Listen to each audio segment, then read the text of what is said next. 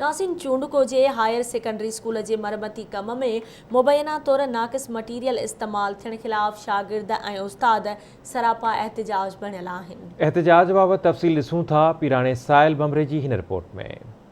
Education ऐं workers खाते खैरपुर पारां हायर सेकेंडरी स्कूल चूंडको जी मरमत लाइ 39 लख रुपए जो ठीको ठेकेदार खे ॾेई छॾियो, पर अहम इंकशाफ साम्हूं आयो आहे त ठेकेदार उन हलंदड़ मरमती कम में नाक़िस मटीरियल जो इस्तेमाल करे रहियो आहे, जंहिं करे ही लखें रुपया ख़र्च थियण जे बावजूद बि हीअ बिल्डिंग नुक़सानकार साबित थी सघे थी।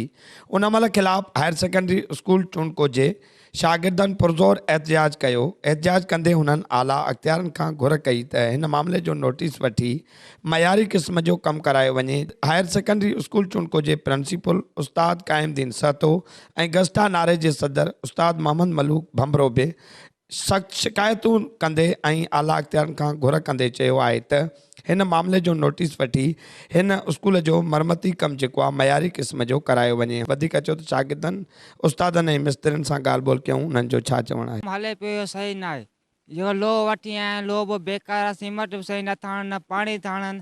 बिल्डिंग इहा साॻी तरह इहा ॿिनि टिनि सालनि खां पोइ साॻी किरी पवंदी। ऐं असां सरकार खे अपील आहे त हिनखे चङी तरह कमु कयो वञे, चङी तरह मरमत कई वञे।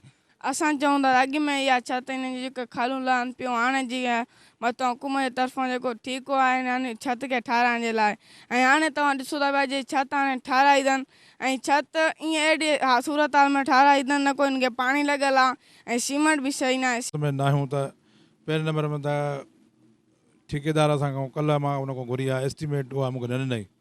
अॼु उनजे हायर अथॉरिटी खे मूं पुछो, उन चयो त प्रिंसिपल खे हिन जी एस्टीमेट ॾियणु खपे, हुन न ॾिनी आहे असांखे।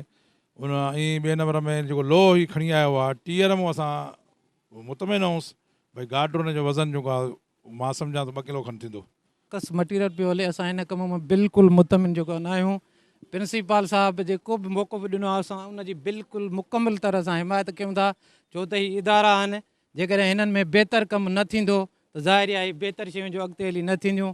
ऐं हीअ जेको मटीरियल या लोह वग़ैरह जेको इस्तेमालु थिए पियो इहो हिन इदारे जे लाइ बहितर कोन्हे। असां गुज़ारिश कंदासूं एजुकेशन वर्कस खाते जे इंजीनियर साहब खे ऐं एसडीओ साहब खे त उहो पाण मरादो नोटिस वठी हिन मसइले खे फिल फोर जेको आहे सो सुठे नमूने सां हैंडल कयो वञे ऐं जेको नाक़िस मटीरियल इस्तेमालु थियो पिए उनखे बंदि करायो वञे। हायर सेकेंडरी स्कूल चूंडको जो मरमती कमु कंदड़ मिस्त्रीअ आवाज़ न्यूज़ सां ॻाल्हाईंदे चयो आहे त हिकु बोरी सीमेंट जा 3 गाॾा रती या हेल्सन आहे जेको टकरारी आहे उहा आहे। असां मज़दूर आहियूं बाबा, जो ठेकेदारी न हलाईंदासीं असां। हायर सेकेंडरी स्कूल चूंडको में हलंदड़ नाक़िस मटीरियल जो उस्तादनि शागिर्दनि आला अख़्तियारनि खां नोटिस ॾियण जो मुतालबो करे छॾियो आहे। पीराणो साहिल बमरो, आवाज़ टीवी न्यूज़, नारो।